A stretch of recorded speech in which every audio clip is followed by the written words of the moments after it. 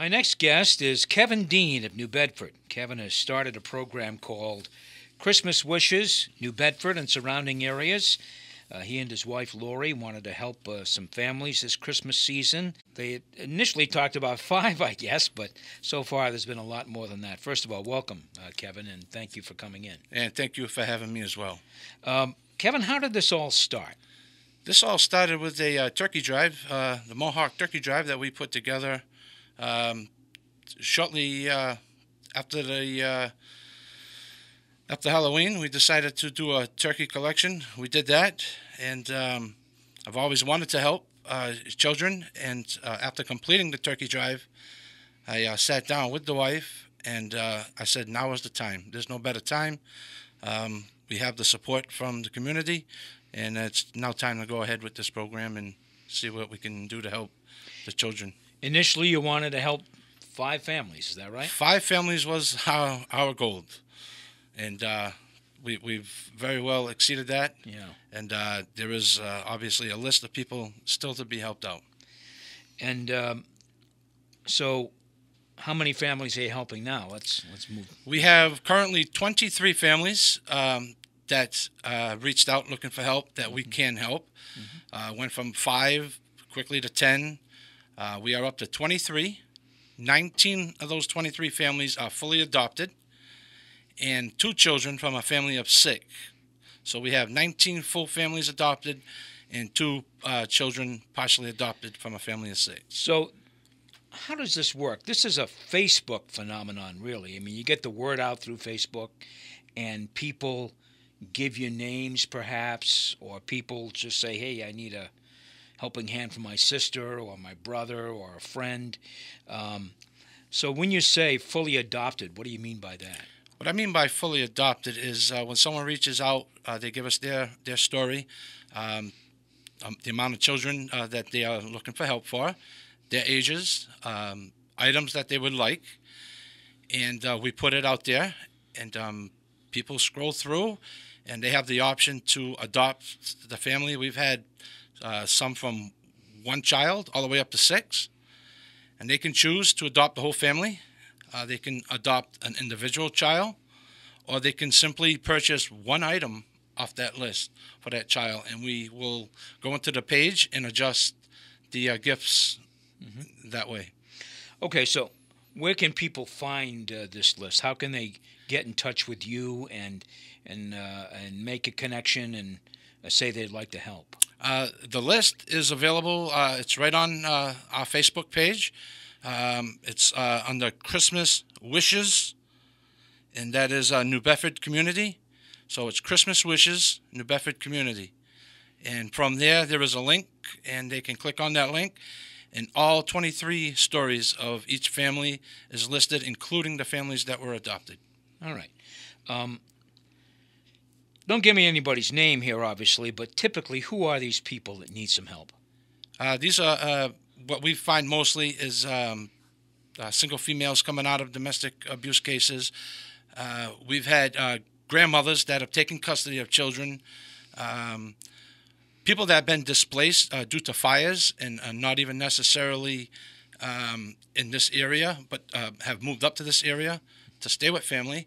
We've also had a couple families reach out that were left homeless from the unfortunate hurricanes that hit over the season that have moved up here to family, and they're just reaching out for support. Yeah. Puerto Rican families? Yes, Puerto Rican families that were displaced with the hurricane. With the hurricane there, sure. This is Townsquare Sunday. My guest is Kevin Dean of Christmas Wishes, New Bedford Community. So are you still getting requests now, Kevin? Yes, we are. We are getting requests, and unfortunately, until other families become completely adopted, we cannot take any more. We don't want to be leaving anybody short. Sure. But what we are doing is the people that have reached out that we can't help, we also are having multiple toy drives, single-item toys that we are collecting, as well as clothing, anywhere from newborns right on up to young teens. And what we are going to do with those individual toys, gather them together and make packages for the families that were unable to be adopted or that we were unable to assist at the time. You're not someone of extraordinary wealth. You work hard for whatever you have, I'm sure. Yeah, multiple work. Multiple jobs, all of that stuff. You and your wife, Lori. All of this happens via Facebook. That's kind of a remarkable thing, but it does show you the power of social media, really, and what it can do. You put the word out on social media, people respond. People respond tremendously, more than we ever thought. People have gone above and beyond of actually adopting families to the point where they are going to provide Christmas meals to them. We delivered a Christmas tree, the stand, all the ornaments yesterday that were not asked for by a family. It just goes to show that when the community gets together, good can happen. Well, I always felt New Bedford has been a special place around this time of the year. Very generous, very, very caring. New Bedford is really a special place. There's an outpouring for instance, Neediest Family Fund, Salvation Army, those kinds of organizations. And even your organization, first year, getting its feet wet still, really, on all of this, and people have responded. And they've responded remarkably. I mean, it's one thing to buy a gift for a child. It's another thing to say, we're going to get gifts for the whole family. We're going to straighten this out. Yeah, it is remarkable. That is remarkable. That's where it actually really settled in. When I was just expecting single gifts, and within 10 minutes of posting this, we've had people liking it, sharing it, people messaging us, how can I help? Reaching out to us, different groups, what can I do? And it was just remarkable how they were taking whole families. And so you've been surprised by people's generosity. It's taken aback a little bit by it. Absolutely, Yeah. Absolutely. You have a special event. You talked about it. I think you mentioned it, the toy drive that now you are to help those folks who who may not be able to be adopted by people who view your page. And this toy drive is happening right out of your house, I guess. Yes, it is. We are having a toy drive. It's a special event called Christmas Wishes Toy Drive. The date on that is going to be December 16th, and the time is from 4 p.m. to 7 p.m., and that is going to be at Dartmouth Farms Trails, which is just off of Reed Road in North Dartmouth. We will have donation bins for clothes and toys that will be able to be dropped off. We will have a visit from Santa. There are photo opportunities with Santa, along with gift bags for all the children. Hot cocoa is being donated by Dunkin' Donuts. And we also will have princesses on site from Ever After Storybook Entertainment. And we will have a DJ playing all Christmas music for all the children and adults that would like to attend. That's right off the entrance of that. Where is it again? It's Dartmouth Farms Trails. It's just off of Reed Road. Okay. All right. So that'll be there. That one day only, December 16th. That will be a one day only from 4 p.m. to 7 p.m. In addition to that, we do have drop-off points if anybody would like to make toys or clothing donations. We have Mr. Snips. They're located at 296 Winthrop Street, and that's in Taunton. Center Stage Dance Studio. They're located at 900 Mount Pleasant Street. And Cape Cod Express Incorporated, 1 Express Drive in Wareham. These folks all friends of yours or just people you've approached about being drop-off points? How did that happen? This is actually people that have reached out to us from the Facebook page, Christmas Wishes, and just asked, what can we do to help you? And every little bit goes a long way. Okay. So you are, again, I'm trying to best understand this. You folks have gotten the requests and have put these requests out there on Facebook, and people have responded to these requests. Do they respond to you and bring you stuff and you distribute it to families, or does it go right to the families? Is what they do is we are the main source of distribution and collecting of toys or any articles of clothing. It comes to us once the donations have been received, which we're trying to have all received by December 17th. It is not a hard cutoff, as we would like to collect right up until the last minute. Yeah. So what we do is the adoptive family and the adoptees, we do give them a chance to meet each other. Most cases, both parties involved would like to meet each other, and we are there for the meet and greet. Mm-hmm. No adoptee will meet an adopter without our presence. Okay. So there's some control over this. Your wife, I'm sure, must keep all this together. She is the mastermind behind this. She is all the paperwork, and she is the communications expert on that. All right.